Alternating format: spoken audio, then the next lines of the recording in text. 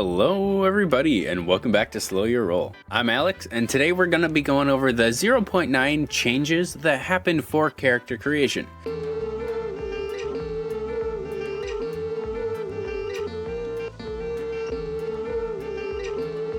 Believe it or not, there's a couple of them, and I even got a couple of tips from the last video to help you guys out. If you didn't see my character creation guide for 0.8, please check it out right over here. And in that video, we go over a deep dive of how to make a character in DC20. There are going to be a few things that change about character creation while it's being made, and as soon as the official release happens, we'll absolutely have an official guide for character creation. But today, I really wanted to go over the changes with 0.9, and first and foremost, let's check out our new character sheets. So first things first, let's check out this character sheet.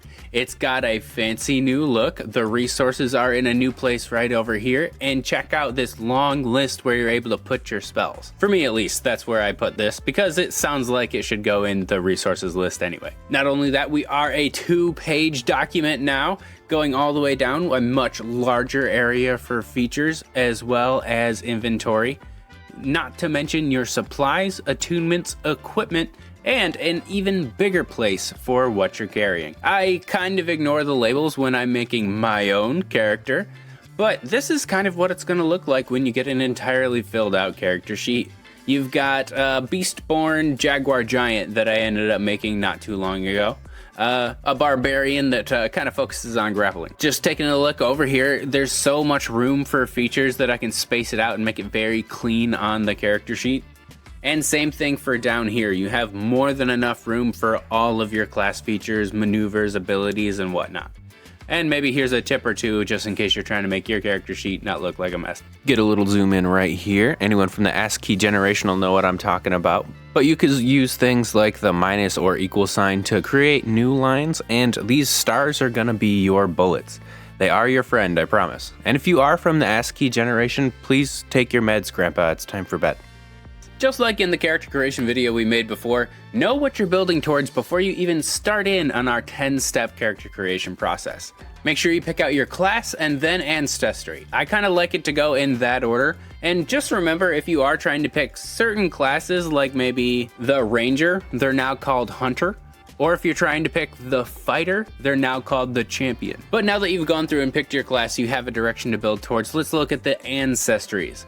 And there's something new about Ancestries in 0.9 that kind of caught me off guard. I don't know if it's actually new, but they said there was new wording around it, and they've probably clarified what Ancestries should be.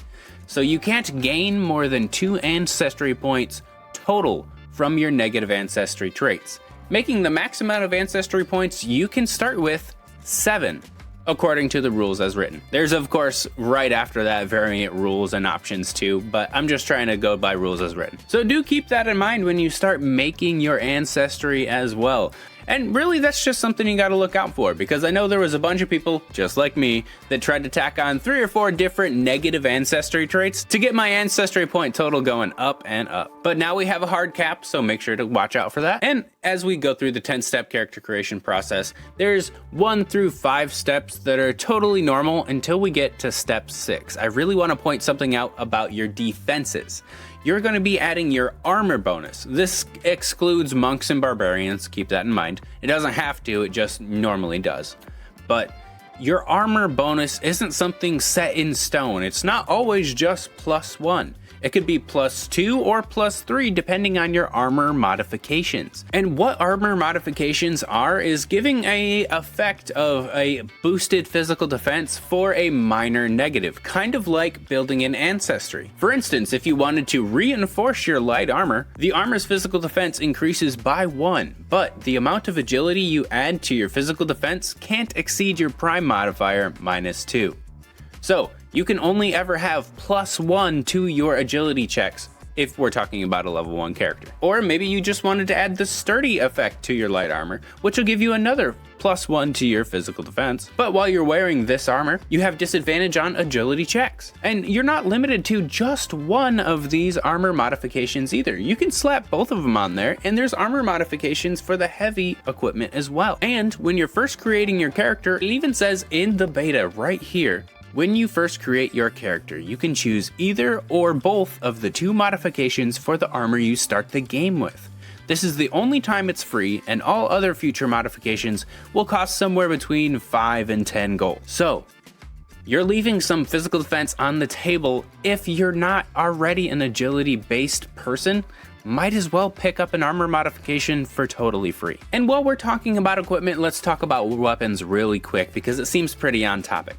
If you're going to pick a class that does a special effect or an ancestry that does a special effect, let's say bleeding for instance, then it might be good of you to try to synergize when you pick a weapon that maybe deals +1 damage against creatures that are bleeding, like an axe for instance.